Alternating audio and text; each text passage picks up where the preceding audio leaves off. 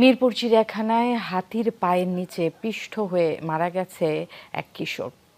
দুপুরে ঈদ উল ফিতর উপলক্ষে চিড়িয়াখানায় ঘুরতে গিয়ে এই দুর্ঘটনা ঘটে। জানা যায়, হাতিটি বল নিয়ে খেলা দেখাচ্ছিল উপস্থিত শিশু কিশোরদের। খেলা দেখাতে দেখাতে হঠাৎ করেই হাতিটির ফুটবল ছুটে বাইরে চলে যায়। এ সময় এক কিশোর বলটি নিয়ে খেলা শুরু করে। তখন হাতিটি কিশোরকে তার লম্বা শুঁড় দিয়ে তুলে নিয়ে মাটিতে দুবার আছাড় দেয় এবং পা দিয়ে পিষ্ট করে। এতে ঘটনাস্থলেই কিশোরের মৃত্যু হয়।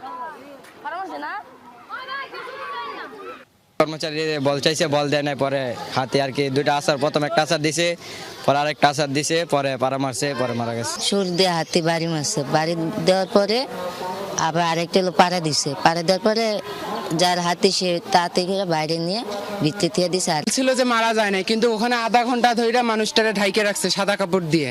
পরে কি করলো, গাড়ির মধ্যে দিয়ে যখন নিয়ে গেলো আমি দেখলাম